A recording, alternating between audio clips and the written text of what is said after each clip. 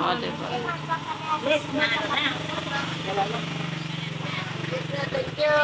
Ang ganda pala tingnan sa video. Ay, ang cute. Oh, ayan. At shoutout Ate Lintik, ayan na po yung kanyang mga bagong ano. So, yung mga tira na lang to ng Valentine. Sorry naman na busy yung isa. Inamoy niya talaga. Tingnan niya. Sa school kasi siya sa school kasi siya nagtinda ng Valentine sa sa school nila. Adrian. New design. Ayan, may mga new design siya ngayon. May mga ibang siya. So mabili naman. Amuyin mo pa ulit. Sige, amuyin mo pa. Paano amoy? Uyu.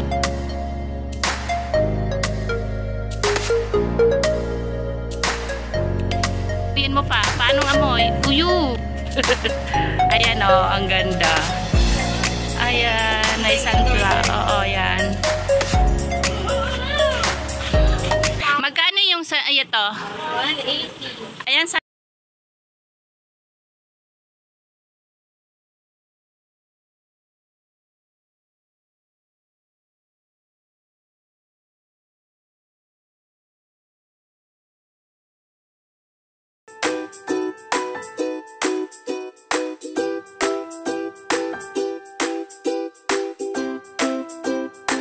magkano? 100. Yung kulay red, magkano? Rose. 95. So, may mga price to. Yes, siya. Ano lang? Amoy-amoy ka lang, yes, siya. Kasi diba Daisy 7?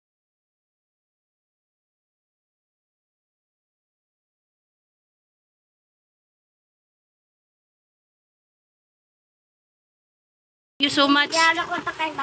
Hoy! Wala tayong pambayad. So, ayan. Huwag na muna, bebe. Next time next time. Pag dumating na. Pag nagpadala na si Father there. Ayan, ayan yung mga bago niya. Hindi naman yata pupunta yun. Masakit ang legs mo. Ay, nakakasilaw. Don't be sad na. Tingnan mo yung tsura mo. Isama kita sa bagay sa'yo, Megan. Ayan, Hindi may naubos yung sauce? Hindi. It's okay. Binili ko nga yun pandagdag Okay na yun. Tingnan mo, saucy na. Okay, pag kinasal ako, papagawa lang ako ng Bouquet. crochet bouquet kayo. Wedding bouquet. Ng by Janice ba siya?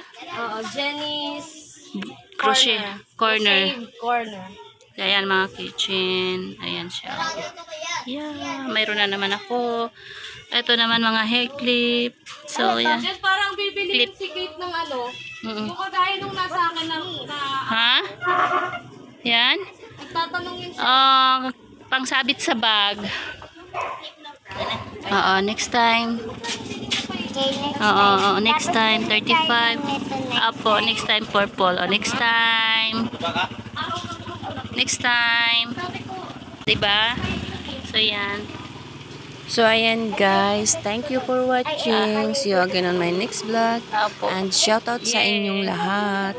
So, hindi pa yan siya kompleto, Ate Lintik. So, next siguro pag may time kami parihas, ay ipapakita namin. And thank you so much sa support sa pamangkin ko.